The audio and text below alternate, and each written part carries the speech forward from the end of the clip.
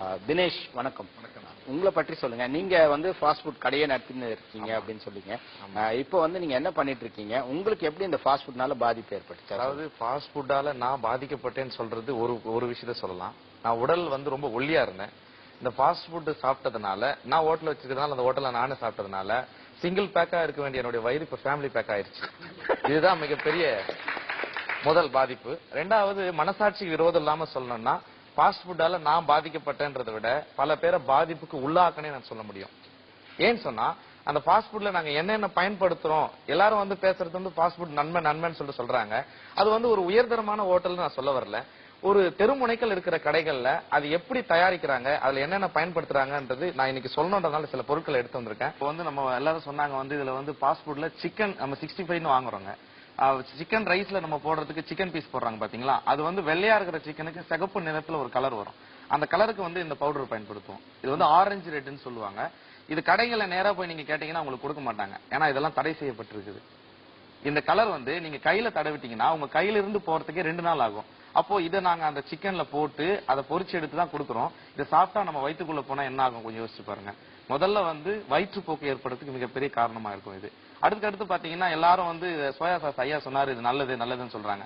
இந்த soya சாஸை தெருமுனைகள்ல use பண்ற fast food கடையில அப்படியே யூஸ் பண்ண மாட்டாங்க. ஏன்னா இதோட விலை வந்து கூடன்றதுனால இதுக்குள்ள வந்து தண்ணியோ இல்ல அந்த ஒரு வாரம் வச்சிருந்த ஆயிலோ இதை மிக்ஸ் பண்ணிப்போம். அந்த ஃபாஸ்ட் ஃபுட்ல நாங்க அந்த கடாயில போட்டு எடுக்கும்போது சாதம் அதுல ஒட்டிக்க கூடாது அப்படின்றதுனால ஆயில் அதிகமா பயன்படுத்துவோம். எந்த தெருமுனை கடையில பயன்படுத்துற ஃபாஸ்ட் ஃபுட்லயும் ரீஃபைண்ட் சன்ஃபிளவர் ஆயில் எல்லாம் யூஸ் பண்ண மாட்டாங்க. எல்லாரும் பாம் ஆயில் தான் யூஸ் பண்ணுவாங்க. அந்த பாம் ஆயில் யூஸ் பண்ற அந்த பொரிச்சு எடுக்கிற கடாய் இருக்கு பாத்தீங்களா, ஒரு வாரம் ஆனா கூட அதை கழுவ மாட்டோம். ஏன்னு சொன்னா கழுவிட்டு அந்த ஆயில் போயிடுச்சுன்னா மறுபடியும் கேஸ் அதிகமா செலவாகும் அப்படின்றதுனால எல்லா கடைகளும் இப்படிதான் இருக்கும். இது வந்து ஒரு ஹோட்டல் வச்சிருந்ததுனால நான் இதை சொல்லாம இருக்க விரும்பல. ஏன்னா இருக்கிற உண்மையை நான் சொல்லிடுறேன். இதை உண்மையை வந்து ஃபாஸ்ட் ஃபுட் வந்து நல்லதுன்னு பேசுறாங்க பாத்தீங்களா, இவங்களுக்கு இந்த உண்மை தெரிஞ்சிச்சுன்னா இனிமே நிச்சயம் அவங்க சாப்பிட மாட்டாங்க. நான் அதை நம்புறேன். இதுக்கு அடுத்தது பாத்தீங்கன்னா இதுல ஒயிட் பெப்பர் பயன்படுத்துறோம். இந்த ஒயிட் பெப்பர்ல வந்து வர்றது எல்லாமே டூப்ளிகேட் தான். இதுக்குள்ள வந்து பாத்தீங்கன்னா அரிசி மாவு மிக்ஸ் பண்றாங்க. கோல மாவு இருக்கு இல்லீங்களா, அது ஏன்னா இது ஒயிட் வரதுக்காக அதை மிக்ஸ் பண்ணி தான் கடையிலே விற்கிறாங்க. இது எல்லாருக்கும் தெரிஞ்சிருக்குது. அதுக்கு அடுத்தது அஜினோமோட்டோ வந்து உடம்புக்கு நல்லதுன்னு சொல்றாங்க. சைனா சால்ட்னு சொல்றாங்க. இந்த அஜினோமோட்டோவை கொஞ்சம் எடுத்து நம்ம நாக்குல இங்க வச்சு பாருங்க.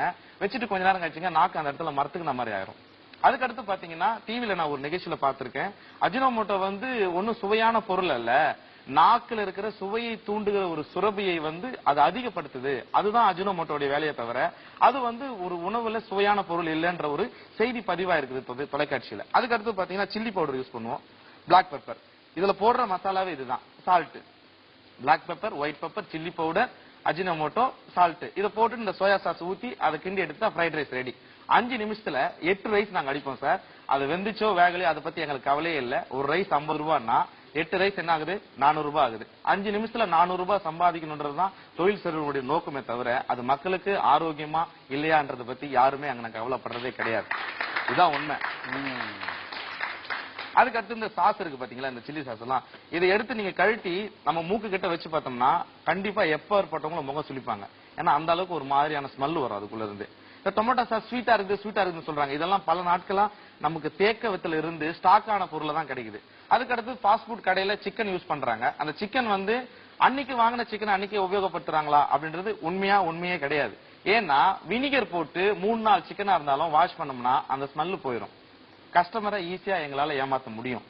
இந்த மாதிரி இருந்ததுனாலதான் மனசாட்சிக்கு விரோதமா நான் தொழில் செஞ்சேன்றதுனால அந்த கடையை இன்னைக்கு மூடிட்டு நிம்மதியா 8000 ரூபாய் சம்பளத்துக்கு ஒரு வேலை இருக்கிறேன்.